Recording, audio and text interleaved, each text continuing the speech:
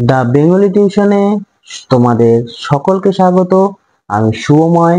আজ তোমাদের জয় গোস্বামীর লেখা অস্ত্রের বিরুদ্ধে গান কবিতাটি নিয়ে আলোচনা করছি, মানে বিষয়বস্তু নিয়ে আলোচনা করব। এটি সিবিএসসি বোর্ডের ক্লাস 10 এর একটি কবিতা, মানে ক্লাস 10 এর অন্তর্গত।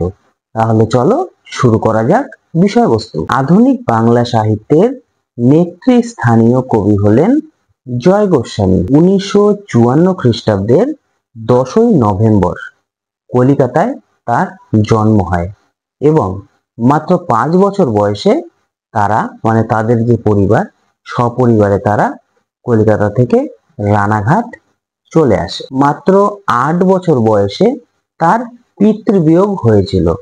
তার পিতার নাম ছিল মধুসূদন গোস্বামী এবং তারপরে তার মা সাবিত্রী গোস্বামী একটি রানাঘাট স্কুলের, মানে গার্লস স্কুলের, রানাঘাট লালবাগ গার্লস স্কুলের একজন শিক্ষিকা হিসেবে পরবর্তী জীবন যাপন করে এবং জয় গোস্বামী মায়ের কাছেই তিনি বড় হয়েছিলেন। কবির কবিতা লেখা শুরু হয়েছিল মাত্র 13 বছর বয়সে।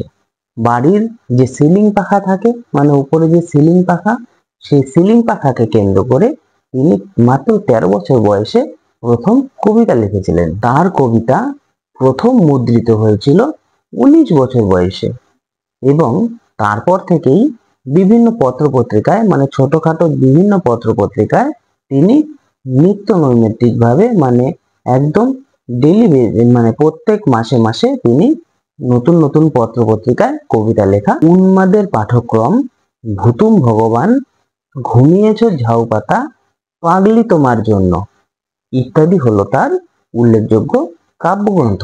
যারা বৃষ্টিতে ভিজেছিল এবং ঘুমিয়েছ ঝাউ পাতা, এই দুটি কাব্যগ্রন্থের জন্য তিনি দুবার আনন্দ পুরস্কার পেয়েছিলেন। জয় গোস্বামীর পাগলি তোমার সঙ্গে এই কাব্যগ্রন্থটির জন্য সাহিত্য একাডেমি পুরস্কার তিনি পেয়েছিলেন। আমাদের আলোচ্য অস্ত্রের বিরুদ্ধে গান এই কবিতাটি পাতার পোশাক এই কাব্যগ্রন্থটি থেকে নেওয়া হয়েছে। পাতার পোশাক কাব্যগ্রন্থটিতে মোট 55টি কবিতা রয়েছে এবং আমাদের এই অস্ত্রের বিরুদ্ধে গান কবিতাটি এটির 20 সংখ্যক কবিতা। এবার আমরা আসি কবিতার আলোচ্য বিষয়বস্তুতে, মানে বিষয়বস্তু আলোচনায়।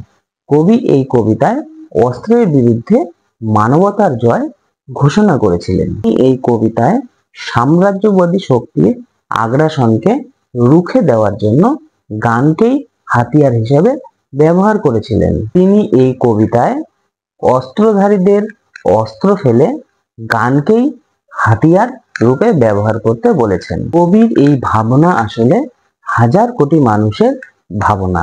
তাই কবি বিশ্বাস করেন গানের বর্ম পরেই এই অস্ত্রের বিরুদ্ধে রুখে দাঁড়াতে হবে। আবার কবির কাছে যেহেতু গানের সম্বল মাত্র একটা দুটা, তাই এই একটা দুটা গানকে খড়কুটো হিসাবে ব্যবহার করে তিনি এই অস্ত্রের বিরুদ্ধে রুখে দাঁড়াতে চেয়েছেন। হিংসা আর রক্তাক্ত এই পৃথিবীতে গানই হয়ে উঠেছে তার কাছে একমাত্র অবলম্বন। গানের রাজা কোকিলের গান দিয়েই তিনি যুদ্ধবাজ চিল বা শকুনের মতো সাম্রাজ্যবাদীদের বিরুদ্ধে রুখে দাঁড়াতে চেয়েছেন। তিনি সব ধরনের বিভেদ ও কুসংস্কারকে পিছনে ফেলে পৌঁছাতে চান এক তপবনে, যেখানে কোনো ধরনের কুসংস্কার থাকবে না। যে তপবনে এক কিশোর বালক মাথায় ময়ূরের পালক গুজে কবির জন্য অপেক্ষা করে আছেন। তার সাথে কবি বিভিন্ন দেশ গায়ে গ্রামে গঞ্জে গানের প্রচার করে বেড়াবেন এবং সবাইকে বলবেন অস্ত্রের বিরুদ্ধে লড়ার একমাত্র উপায় হলো এই গান। এটা ছিল অস্ত্রের বিরুদ্ধে গানের বিষয়বস্তু আলোচনা। এবার আমরা আরো কয়েকটি অন্যান্য বিষয় এবং নামকরণ প্রসঙ্গ নিয়ে আলোচনা করছি। Pen is mightier than sword, এই লাইনটি হয়তো অনেকেই শুনেছ। তাই এই লাইনটির সাথে সাদৃশ্য রেখে আমরা বলতেই পারি অস্ত্রের বিরুদ্ধে বা যে সমস্ত অস্ত্রধারী সাম্রাজ্যবাদী শক্তিরা আছে তাদের বিরুদ্ধে রুখে দাঁড়ানোর একমাত্র উপায় হলো কলম এবং কলমের মাধ্যমে লেখক বা কবি গান রচনা করে এই সমস্ত অস্ত্রের বিরুদ্ধে রুখে দাঁড়াতে বলেছেন। কবি জয় গোস্বামী বলেছেন, চারিদিকে দাঙ্গা হাঙ্গামা, যুদ্ধবাজদের অত্যাচার যখন তুঙ্গে, সাধারণ মানুষ তখন কি করবে? তারা তখন কি নিয়ে বাঁচবে? এটি কবির মনে প্রশ্ন হয়ে দাঁড়িয়েছে। তাই গান বা শান্তি ও ভালোবাসা দিয়ে এই অস্ত্রের বিরুদ্ধে রুখে দাঁড়াতে হবে এবং সকলকে সমবেত কণ্ঠে গানের মাধ্যমেই এই সাম্রাজ্যবাদী শক্তির বিরুদ্ধে লড়াই করে যেতে হবে। গানের বর্ম পরেই বুলেটকে ভোঁতা করে দিতে হবে এবং এই সামান্য খড়কুটো নিয়েই আমাদের উতরে যেতে হবে সমস্ত দোলাচল বা সমস্ত যে আমাদের বাধা বিঘ্ন, সে বাধা বিঘ্নকে উতরে যেতে হবে। চিল বা শকুনের মতো সাম্রাজ্যবাদী এই সমস্ত শক্তিকে একমাত্র রুখে দিতে পারে এই কোকিল রূপী গান। মানে কোকিল রূপী যে গান, সেই গানই এই অস্ত্রের বিরুদ্ধে রুখে দাঁড়াতে পারে। দেখো, আসল কথা হলো অস্ত্রের বিরুদ্ধে গান মানে হলো এখানে যুদ্ধের বিরুদ্ধে শান্তি ঘোষণা করা। তাই অস্ত্র এবং গান এই কথা দুটি এই কবিতায় বারবার উচ্চারিত হয়েছে এবং বারবার উচ্চারিত হয়েছে বলেই এই অস্ত্রের বিরুদ্ধে গান নামকরণটি আমার মনে হয়েছে সার্থক হলো। এবার আমরা আসি অস্ত্রের বিরুদ্ধে গান এই কবিতাটির কয়েকটি ব্যাখ্যামূলক আলোচনা নিয়ে। মানে কবিতা থেকে আমি 2-3টি লাইন তুলে দিয়ে সেগুলির ব্যাখ্যা নিয়ে আলোচনা করছি। যুদ্ধ দেয় না কিছুই, বরং কেড়ে নেয় সবকিছু। যুদ্ধ আনে অবক্ষয়, যুদ্ধ আনে ধ্বংস। যুদ্ধের ভয়ঙ্কর প্রভাব মানুষকে পিছিয়ে দেয় বহু বছর। তাই কবি এই কবিতায় যুদ্ধ থেকে দূরে থাকতে বলেছেন বা যুদ্ধকে ত্যাগ করতে বলেছেন। কবি জানেন অস্ত্র দিয়ে ভয় দেখানো যায়, মানুষের রক্ত ঝরানো যায়, কিন্তু মানুষের মন কখনোই অস্ত্র দিয়ে জয় করা যায় না। কবির এই মতামতকে সমর্থন করে হাজার হাজার মানুষ। তাই কবি এই হাজার হাজার মানুষের হাত ধরে উঠে দাঁড়াতে চেয়েছেন এবং তাদের সাথে একত্রে অস্ত্রের বিরুদ্ধে লড়াই করতে চেয়েছেন।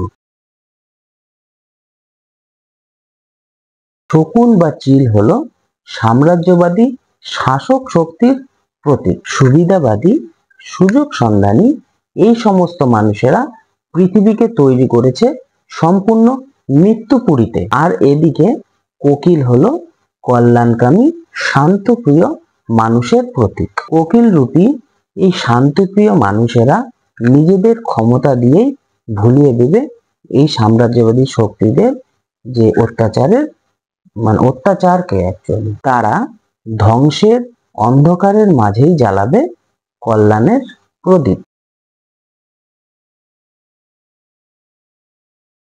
যুদ্ধবাজ মানুষেরা যদি অস্ত্র ত্যাগ করে তাহলে পৃথিবী জুড়ে নামবে শান্তির বাণী। তখন ভয়ের বর্ম খুলে আদুর গায়ে দাঁড়াবে ঋষি বালক। ঠায় ময়ূর পালক গুজে সে দাঁড়াবে মানুষের পাশে। এই লোহার বর্মের চেয়ে গানের ভালোবাসা শতগুণ বেশি ভালো বলে কবি মনে করেছেন এই কবিতায়।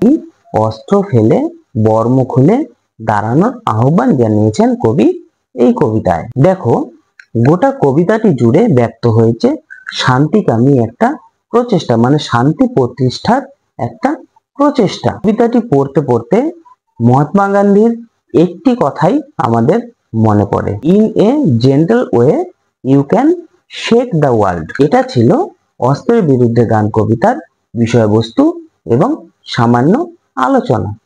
তো আশা করছি তোমাদের ভালো লেগেছে। যদি ভালো লাগে আমাকে জানাবে, আমি পরবর্তীতে আরো ভিডিও নিয়ে আসবো। তো দেখা হচ্ছে পরের ভিডিওতে, ততক্ষণ ভালো থেকো, গুড বাই।